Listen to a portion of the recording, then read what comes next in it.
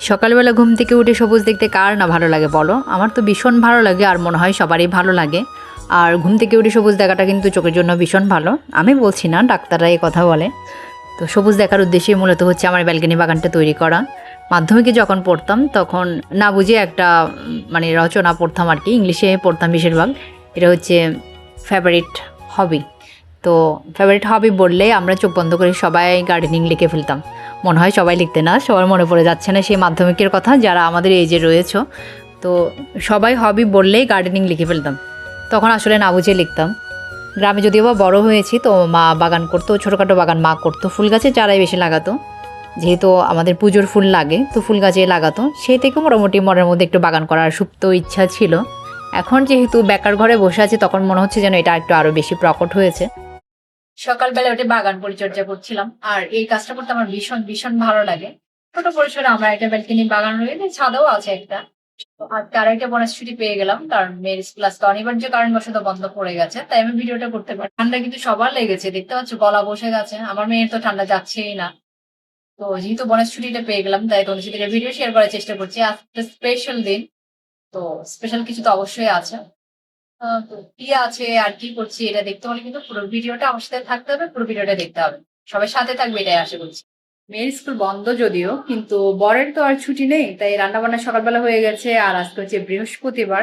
বৃহস্পতিবার মানে একটু বাড়তি কাজ থাকে, সেটা হচ্ছে লক্ষ্মী পুজোর কাজ থাকে। তো কাজ আজকে অনেক আছে। তো রান্না বান্না মা কমপ্লিট করে নিয়েছে। চলো দেখি কি কি রান্না করা হয়েছে। রান্নাটা শেয়ার করতে পারিনি, কি রান্না করা হয়েছে ওটা একটু তোমাদেরকে দেখাই। এখানে হচ্ছে ঝাল ঝাল করে চিকেন রান্না করা হয়েছে, আর তার সাথে এখানে রয়েছে একটা শুক্তো।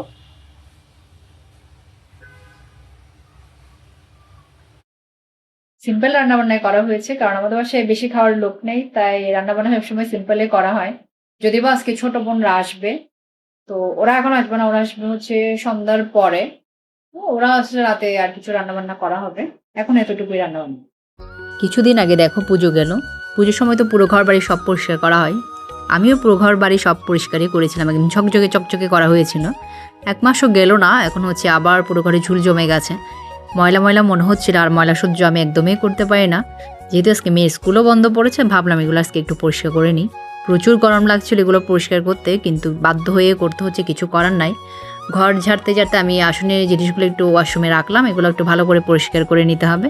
আর এখন চলে গিয়েছিলাম হচ্ছে আমার দিদির বাসায়, কারণ হচ্ছে পুজোর ফুল শেষ হয়ে গেছিলো, তো দিদি চারাগে ভাড়া ওইদিকে গিয়েছিল, তাই ও ফুল নিয়ে এসছে। আকাশটাকে দেখো, এখন হচ্ছে শীত পড়ার কথা, কিন্তু আকাশ দেখলে বোঝাই যাচ্ছে কি প্রচুর গরম না পড়েছে। শীত পড়ার কথা, সেখানে সিজন পুরাই চেঞ্জ হয়ে গেছে, এখন প্রচুর প্রচুর গরম পড়ছে। তো আমি সব কাজ গুছিয়ে নিলাম। আর এদিকে হচ্ছে প্রচুর খিদে পেয়ে গিয়েছিল, তাই আমি একটু নুডলসও খেয়ে নিলাম।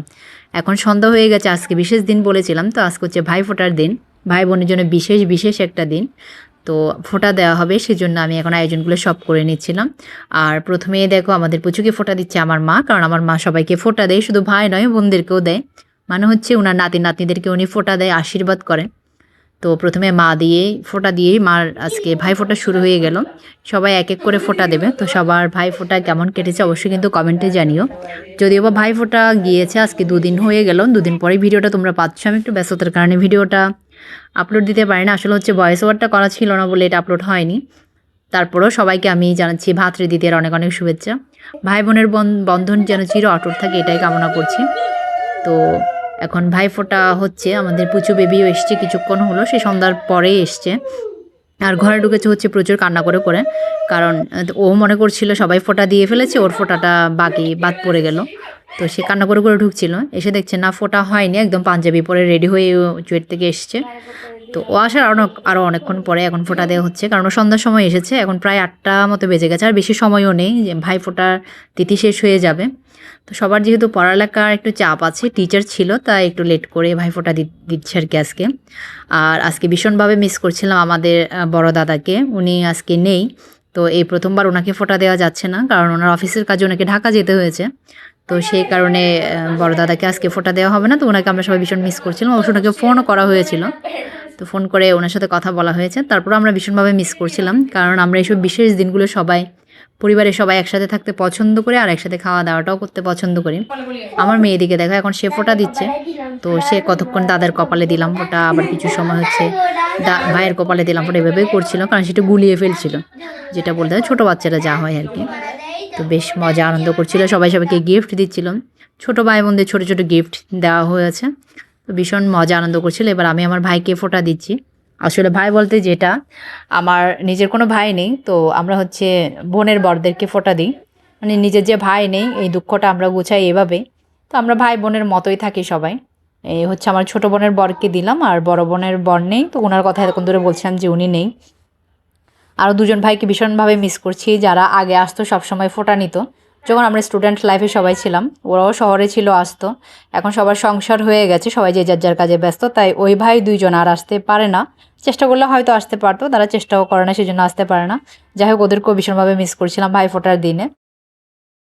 তো ফ্রেন্ডস, আজকে সবাই ফোঁটা দিচ্ছে, ভাই বোনের জন্য প্রে করেছে, বোনরা ভাইয়ের জন্য প্রে করেছে। বিশেষ একটা দিন, আমার ভীষণ ভালো লাগে ভাই ফোঁটা আর হচ্ছে রাখি, ভীষণ ভালো লাগে। ছোটোবেলায় মিস করতাম, বড় হয়ে সেই শখটাও মিটে গেল।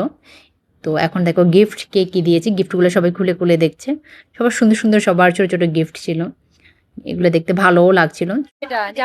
তো ফ্রেন্ডস, আজকের মতো আমার ব্লগটা আমি এখানে শেষ করলাম। যদি ভালো লাগে লাইক কমেন্ট শেয়ার করো, পরে ভিডিওতে আবার দেখা হচ্ছে।